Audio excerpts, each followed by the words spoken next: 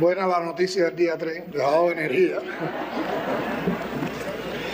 Querido general de ejército Raúl Castro Ruz, líder de la Revolución Cubana, comandantes de la Revolución y el Ejército Rebelde que nos acompañan, querido compañero Esteban Lazo, presidente de la Asamblea Nacional del Poder Popular, diputadas, diputados, maestras y maestros que nos escuchan. Concluimos esta legislatura en un día de extraordinaria significación para Cuba, 22 de diciembre, Día del Educador y aniversario 60 de la campaña de alfabetización, primer paso en el camino de la emancipación cultural que abrió las puertas del conocimiento para todos, ubicando a nuestra pequeña nación tercermundista a la vanguardia de la educación y la ciencia en algunas materias. Feliz día, maestras y maestros de Cuba, trabajadores de la enseñanza en todos los niveles. Pido un aplauso para todos los que se hicieron maestros, que es hacerse creadores.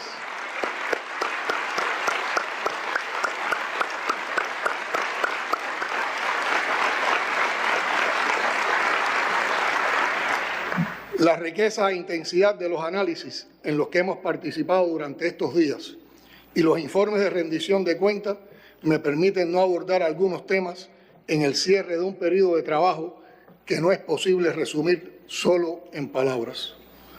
Luego de varias sesiones a distancia, hemos vuelto a reunirnos de forma presencial. Este acto, tan simple y común hasta hace 2 años, hoy equivale a una victoria del esfuerzo, de la disciplina, de la consagración, del talento humano y la acción colectiva. Una victoria de la ciencia, de la salud, de la integración y del Estado socialista cubano. Y una derrota para los que hablan de Cuba como Estado fallido.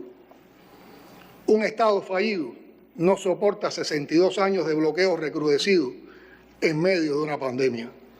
Tampoco soporta esos golpes una dictadura. Rechazamos categóricamente esos términos con los que tratan de ponerle etiquetas a una revolución que en sucesivos actos de creación heroica se ha convertido en ejemplo de real disidencia a la hegemonía global impuesta por la dictadura del capital. La utilización de algoritmos en redes sociales, a través de los cuales se construyen y acentúan matrices de opinión en públicos diversos, con énfasis en los jóvenes como protagonistas del cambio social, el despliegue de campañas de manipulación, desinformación y fake news que desarrollan los grandes grupos de comunicación, pretenden satanizar al sistema político cubano, presentándolo como un régimen dictatorial, arbitrario, tiránico y despótico, que funciona sin sujeción a la Constitución y las leyes y en oposición a la democracia liberal que exhiben como el ideal democrático. Con intención política e ideológica se intenta ocultar la trascendencia que en todos los ámbitos de la sociedad implica la aprobación en referendo popular de la Constitución de la República de 2019, disposición jurídica suprema que contiene los valores, principios y reglas de mayor relevancia. En ella se estipula que Cuba es un Estado socialista de derecho y justicia social, democrático, independiente y soberano, organizado con todos y para el bien de todos, como república unitaria e indivisible, fundada en el trabajo, la dignidad, el humanismo y la ética de sus ciudadanos para el disfrute de la libertad, la equidad, la igualdad, la solidaridad, el bienestar y la prosperidad individual y colectiva. Volver una y otra vez a este precepto constitucional permite comprender las esencias del Estado cubano. El Estado socialista de derecho y justicia social comprende la supremacía constitucional, la legalidad socialista, el control de la constitucionalidad, la protección integral de los derechos consagrados en la Constitución, los tratados y las leyes, el cumplimiento de los deberes, la responsabilidad y la corresponsabilidad, la debida transparencia, la sostenibilidad ambiental y, sobre todo, la realización de la soberanía popular de la cual dimana todo su poder. En Cuba, la real y no la construida con etiquetas, epítetos y apelativos, todos estamos obligados a cumplir la Constitución. La democracia socialista se expresa y se realiza a través de la participación de la ciudadanía en la conformación, ejercicio y el control del poder estatal y de la vinculación permanente de todos los actores del sistema político con el pueblo. La obligación de respetar, atender y solventar sus demandas y en todo momento someterse a su control en las formas establecidas constitucional y legalmente solo es posible y viable en el socialismo. ¿De qué democracia hablan aquellos que privilegian un grupo de derechos en detrimento de otros? ¿Con qué moral califican a este país de antidemocrático? ¿Por qué insisten en condenarnos al ostracismo? ¿Es acaso porque no nos sometemos al poder imperial? El modelo político que intentan estandarizar, ese que quieren imponer a Cuba y que se sustenta en el neoliberalismo, es incapaz de garantizar todos los derechos para todas las personas. Promueve la desigualdad, el egoísmo, la pobreza, el odio, la inseguridad, la discriminación, la violencia, la arbitrariedad, la injusticia y el poder ilimitado de las élites económicas. La Cuba del siglo XXI, a la que denigran y bloquean, es la Cuba que progresa en el perfeccionamiento de su ordenamiento jurídico, consumando los mandatos constitucionales y reafirmando la voluntad política de cumplir estrictamente la legalidad socialista. Es la que avanza en la tutela judicial efectiva que garantiza desde el acceso a los tribunales de justicia hasta la ejecución de las resoluciones judiciales. Nos tildan de tiranía o dictadura, pero es en Cuba donde se somete a consulta popular y a referendo aprobatorio con fuerza vinculante un proyecto de ley de la magnitud y el alcance del Código de las Familias, inclusivo, que reconoce la pluralidad de las familias y ampara los derechos de todas y todos en el ámbito familiar. Un código posible en democracia y que afianza nuestra voluntad de promover, reconocer y proteger los derechos humanos y la diversidad. Este país, al que tratan de doblegar utilizando vías y métodos contrarios al derecho internacional, es el que crea, ama y funda. Estuvo presente en varios lugares del mundo, llevando la luz de la enseñanza y el bálsamo de la salud cuando más se necesitaba, ofreciendo su amistad y solidaridad, y sabe, porque lo prueba todos los días, que solo el amor engendra la maravilla. Este gobierno, al que tachan de incapaz, ha sido capaz de gestar la creación y producción de 3 vacunas y otros 2 candidatos vacunales.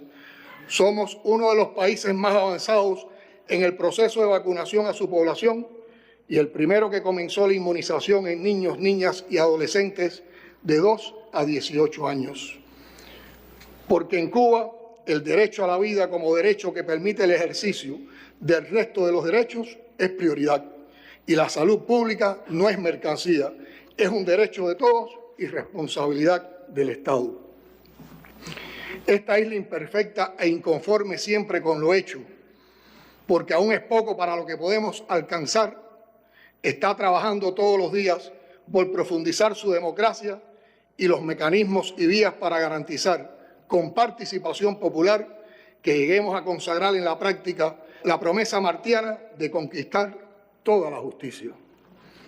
Compañeras y compañeros, la economía cubana ha transitado por un periodo excepcional, marcado por el recrudecimiento del bloqueo y el impacto de la pandemia, con afectación directa en los ingresos en divisas del país, lo que ha incidido en un marcado déficit de ofertas, exacerbando la inflación que tanto afecta y oscurece cualquier avance. pero no observamos de brazos cruzados los imponderables de las circunstancias o los zarpazos del adversario más hostil mientras más resistimos el cerco. Este ha sido también un año de profundas transformaciones, con la aprobación de medidas para el fortalecimiento de la empresa estatal socialista, el incremento de las producciones agropecuarias, el perfeccionamiento de los actores económicos con la constitución de las micro, pequeñas y medianas empresas, la regulación de las cooperativas no agropecuarias y la ampliación del trabajo por cuenta propia, la creación del sistema de gestión de gobierno basado en ciencia e innovación, así como la labor en los barrios y la atención a personas y comunidades en situación de vulnerabilidad. Se estima que al cierre de este año comenzará gradualmente la recuperación de la actividad económica del país.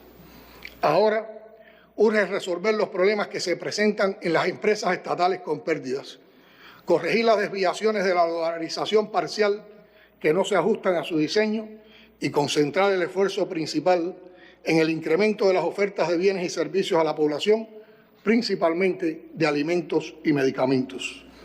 En el plan de la economía y en el presupuesto del Estado para 2022 se definen objetivos que resultan de vital importancia para enfrentar las problemáticas que atravesamos, así como para continuar avanzando en la creación de capacidades y entornos institucionales que impulsen el desarrollo del país en el mediano y largo plazos. Deben corregirse además las distorsiones que minan las relaciones entre las entidades estatales y el sector no estatal. Dando continuidad al perfeccionamiento del comercio interior, combinando las diferentes formas de propiedad y de gestión, deberá avanzarse en la descentralización de competencias a los municipios, así como en el fortalecimiento de los sistemas productivos locales, encadenamientos productivos y el desarrollo territorial. En el presupuesto del Estado es preciso asegurar los ingresos previstos y garantizar el control del gasto a todos los niveles presupuestarios, potenciando el ahorro. En el transcurso del año hay un tema que ha estado presente en todos los debates, dentro y fuera de este plenario, dentro y fuera del país, la inflación. Como se ha explicado en estos días, y no sobra reiterar, este no es un problema exclusivo de Cuba, es tendencia mundial. La inflación que padecemos es consecuencia de un desequilibrio existente entre la producción y la demanda al que hemos llegado por diversas causas. La pandemia, combinado con los efectos del recrudecimiento del bloqueo y sus consecuencias para la economía, son algunas de ellas. Ese desequilibrio ha causado una subida continua de los precios de la mayor parte de los productos y servicios y una pérdida del valor del dinero para poder adquirirlos. Sin embargo, hemos logrado mantener estables durante varios meses los precios de la electricidad, el agua, los combustibles, la canasta familiar, los medicamentos, las inversiones en salud y educación, por solo mencionar algunos ejemplos. Algo que no sucede en otras partes del mundo tras el paso de la COVID-19, donde se aplican recetas neoliberales y terapias de choque que redundan en la reducción de gastos sociales. El diseño e implementación de la tarea de ordenamiento no es la única causa de los altos niveles de inflación. Hay déficit de oferta porque no producimos lo suficiente, porque se han incrementado los precios de fletes y los costes de las operaciones de importación, porque el bloqueo y la COVID-19 no han permitido disponer de recursos financieros suficientes para destinar a otros frentes productivos. Como uno de los principales objetivos, se proyecta avanzar dentro de los límites que permite la disponibilidad de recursos en la recuperación del rol del peso cubano como centro del sistema financiero y en la racionalidad de los precios, priorizando los que resultan más sensibles para la población. En esa dirección se adoptan medidas que estaremos evaluando muy de cerca.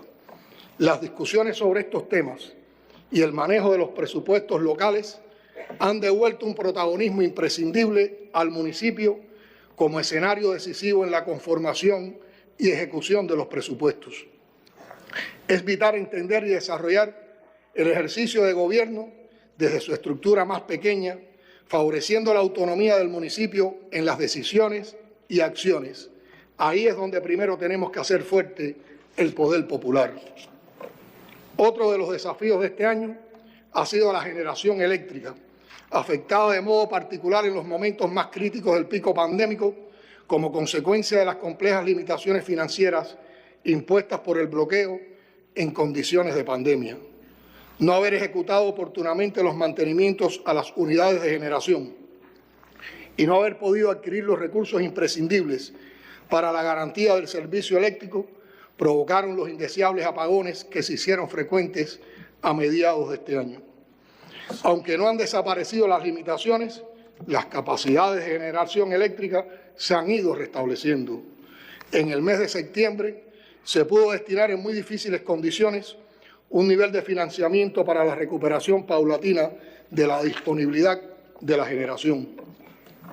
Se contrató el servicio de una nueva central eléctrica flotante que se suma a las 3 que ya se encontraban en el país, lo que contribuirá a la atenuación de las posibles afectaciones al servicio.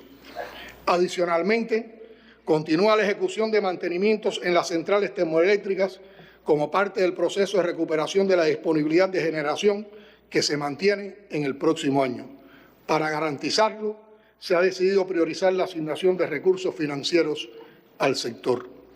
Ha sido arduo y complejo mantener un servicio eléctrico estable bajo las condiciones económicas que enfrenta el país, pero no es un milagro, es obra del talento, el esfuerzo y la consagración de los trabajadores del sector electroenergético, combinada con el apoyo de amigos y gobiernos solidarios con nuestra resistencia. Diputadas y diputados, contrario al deseo inicialmente compartido por muchos, la experiencia global de la COVID-19 no nos ha conducido a un mundo más solidario, compasivo, humilde y austero. Las amenazas a la paz y la seguridad internacionales y al entorno ecológico del cual depende la vida en el planeta siguen tan o más presentes que antes de la pandemia. El egoísmo, la concentración de la riqueza, el incremento de la desigualdad y el creciente poder político del gran capital transnacional sobre los gobiernos de numerosos países son características visibles y cada vez más peligrosas. En ese escenario internacional convulso tienen que desenvolverse nuestro desarrollo nacional y la política exterior, sin abandonar los compromisos con la paz y en contra del armamentismo, los deberes en el esfuerzo común para proteger el medio ambiente y el equilibrio climático, así como los valores solidarios y de amistad con otros pueblos y la defensa de las causas justas. Seguiremos promoviendo la integración de la región latinoamericana y caribeña, la defensa de la verdadera y definitiva soberanía de las naciones que la integran y la salvaguarda de la proclama de América Latina y el Caribe como zona de paz. En el transcurso de este año, los procesos electorales en Perú, Nicaragua, Venezuela, Honduras, Chile y en naciones hermanas del Caribe continuaron configurando una correlación de fuerzas más favorables a la defensa de la soberanía, la justicia social y la integración regional. Los desafíos son grandes, pero observamos con esperanza, respeto y solidaridad los esfuerzos por recuperar los avances sociales que malogró el neoliberalismo y los procesos de integración y cooperación genuinamente latinoamericanos. Somos un país de paz, con vínculos de amistad y respeto en todos los rincones del planeta, con relaciones de cooperación vastas y mutuamente provechosas con numerosas naciones.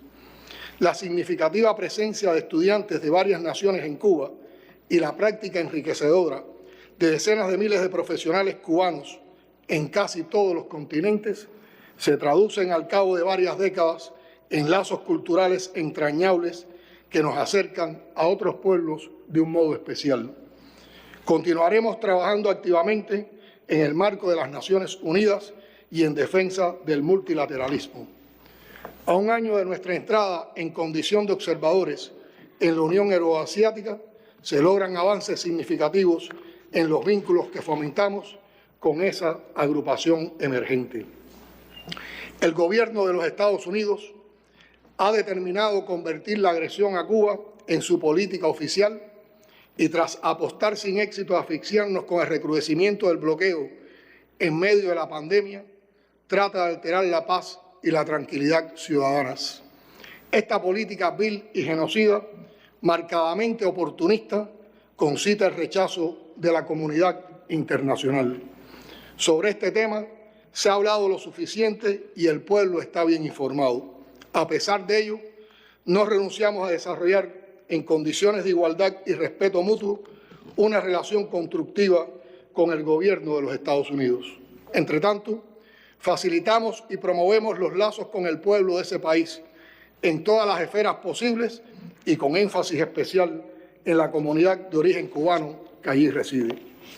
Estamos convencidos de que los grandes problemas que hoy enfrenta la humanidad y los que encarará en el futuro solo pueden resolverse por la vía de la cooperación y no de la confrontación.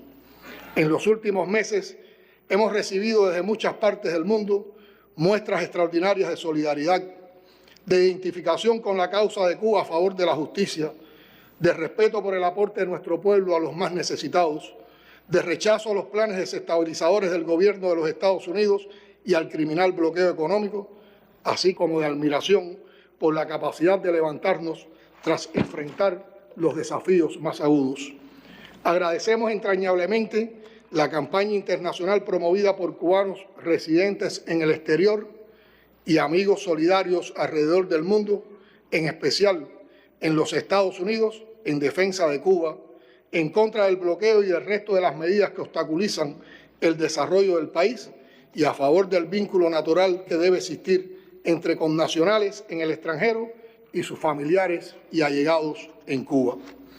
Reiteramos la invariable decisión de continuar fortaleciendo y diversificando los vínculos con nuestros nacionales en el exterior sobre la base de respeto irrestricto a la soberanía y a la independencia de la patria.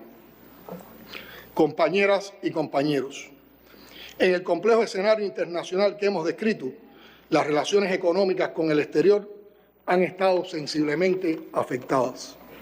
Por eso me interesa reiterar el agradecimiento a las compañías extranjeras que se han mantenido firmes en estas circunstancias y a quienes, a pesar de amenazas y presiones, siguen apostando por Cuba. Con independencia de bloqueos y otros factores objetivos externos, no desconocemos la persistencia de problemas internos que limitan las potencialidades para la atracción de inversión extranjera. Eliminarlos seguirá siendo prioridad en el trabajo del Gobierno, que ratifica la voluntad de incrementar la participación de la inversión extranjera directa como una fuente importante para el desarrollo económico y social del país. Sin desconocer las transformaciones que se han ido realizando, es necesario retomar el llamado realizado más de una vez por el general de ejército Raúl Castro Ruz a despojarnos de prejuicios y falsos temores contra la inversión foránea. Son expresión de esta determinación las recientes adecuaciones realizadas a las políticas de este sector que reconocen la participación de la inversión extranjera en el desarrollo de actores económicos no estatales constituidos en personas jurídicas.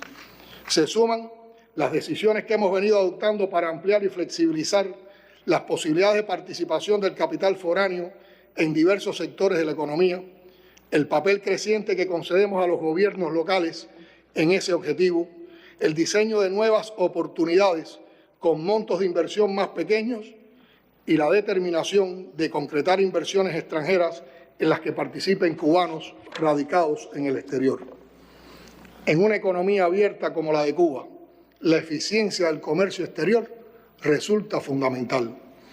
Es imprescindible seguir avanzando en aspectos como la sustitución efectiva de importaciones y el uso adecuado de las consignaciones para contar de manera oportuna con insumos, materias primas y equipamiento que tienen un impacto decisivo en el funcionamiento de la economía. Del mismo modo, las medidas adoptadas para estimular las exportaciones, aplicando resortes económicos que beneficien directamente a los productores y las acciones para el fomento de rubros exportables desde los territorios, nos permiten avisorar resultados más positivos en esta actividad. Consideramos perentorio aprovechar mejor los proyectos de cooperación, buscando mayor impacto y resultados productivos y evitando gastos e importaciones superfluas o secundarias al objetivo principal.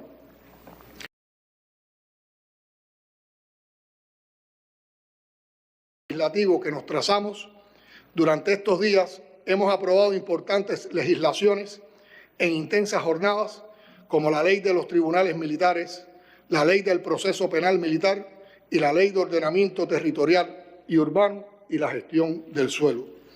Igualmente, como parte de la agenda de este periodo de sesiones, tuvo lugar la rendición de cuentas del primer ministro en crítico y abarcador informe y del Gobierno Provincial de Santi Espíritus, cumpliendo así con esta obligación constitucional que representa un rasgo distintivo de nuestra democracia socialista.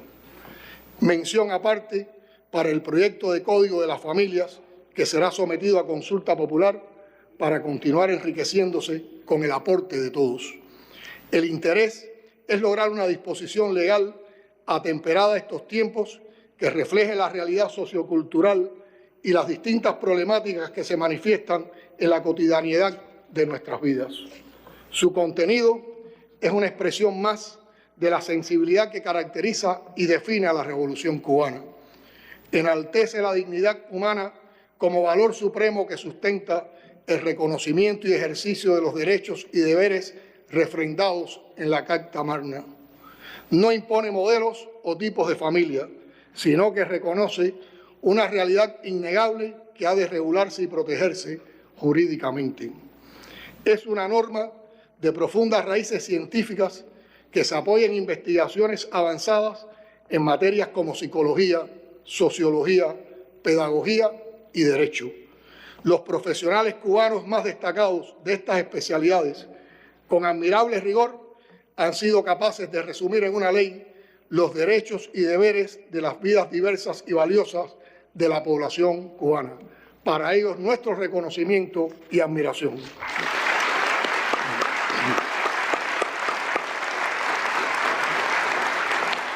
Sin dudas, estamos ante un texto que proyecta el presente y el futuro de la sociedad que somos y en cuyas esencias late, más allá de las palabras, el espíritu sensible, humano y profundamente revolucionario de una mujer de vanguardia como Vilma Espín.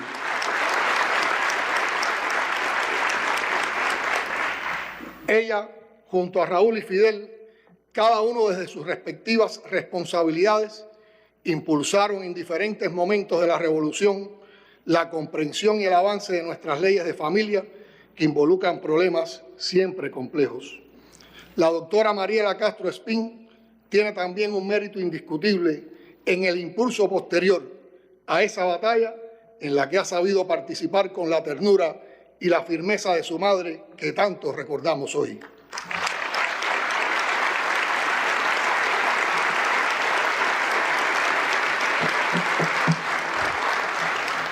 Por todas estas razones, hago mía la invitación del querido amigo Miguel Barnet para sumarnos a lo que él, con palabras de poeta, ha definido como un canto por los derechos humanos de todas y todos.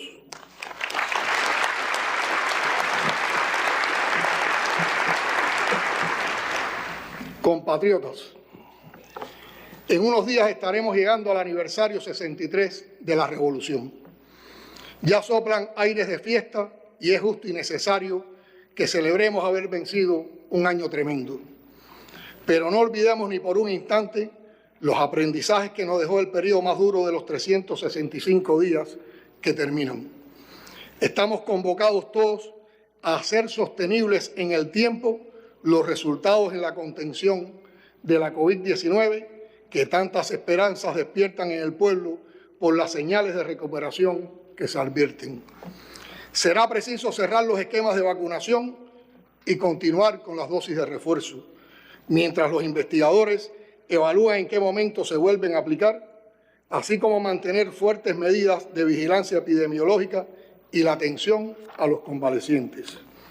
Los científicos evalúan el comportamiento de cada nueva cepa como la Omicron, siguen la experiencia internacional y proyectan nuevos protocolos.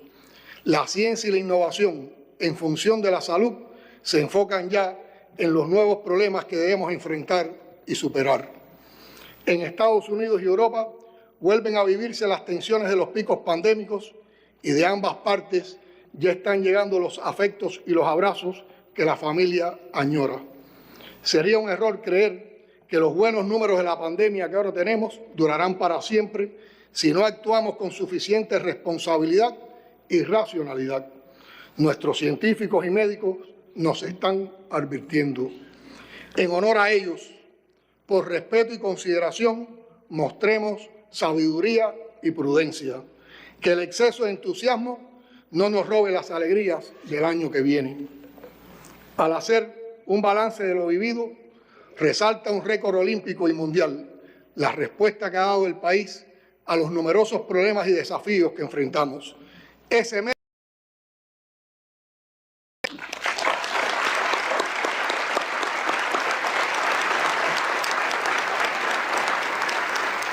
del valor y del talento que hay en el pueblo, del que emergen todos cuantos han aportado a la resistencia creativa de este año de pruebas. Como dijo una vez Fidel, algún día habrá que levantar un monumento al pueblo cubano.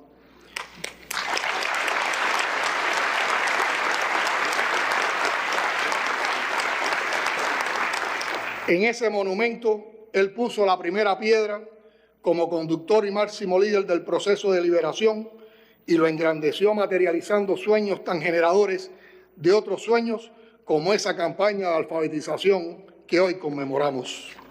Fidel, Raúl y sus compañeras y compañeros de la generación del centenario enfrentaron y vencieron desafíos colosales que engrandecen ese monumento.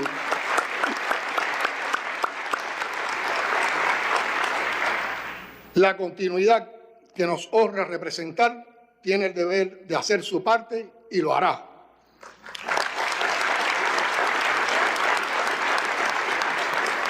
No imitando, no copiando, no esperando que las soluciones broten solamente de la historia, porque lo que la historia tiene para darnos es un acumulado de originalidad, de soluciones osadas y de creación heroica.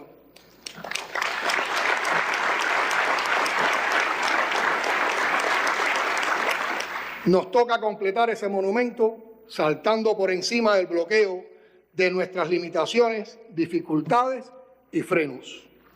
2021 fue una gran escuela de lo que ya no podemos ni debemos seguir haciendo y de lo que sí podemos y debemos hacer. Los convoco a pensar y actuar, a estar a la altura de nuestro pueblo y de sus líderes históricos, a trabajar con la mayor eficiencia, intensamente, pero sin agobio, con la inteligencia de nuestros científicos, con la entrega consagrada del personal de la salud, con el coraje y la disciplina de nuestras instituciones armadas, con el optimismo y la fe de nuestros campeones del deporte, con la osadía y la creatividad de nuestros jóvenes, con la pasión estremecedora de nuestros artistas.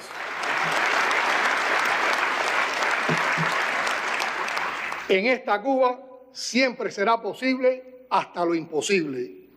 Que cada obra sea un canto a la patria y a la revolución, con mirada crítica y autocrítica, pero siempre comprometida, como lo hiciera el trovador nuestro Vicente Feliú hasta el último aliento.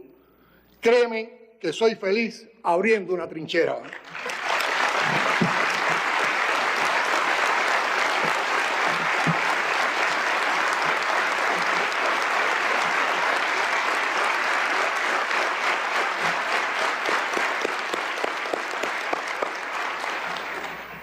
Por el año vencido y por el que nos disponemos a vencer, ¡felicidades a Cuba!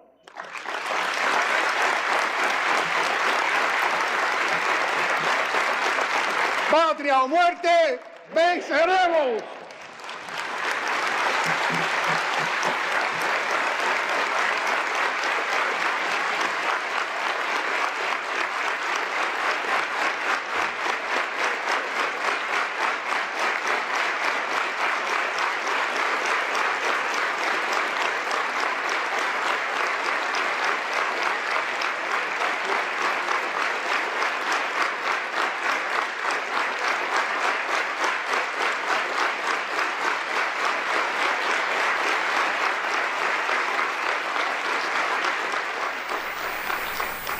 A pesar de los desafíos, Cuba vive en el trabajo y la lucha de nuestra gente y sigue adelante. Y con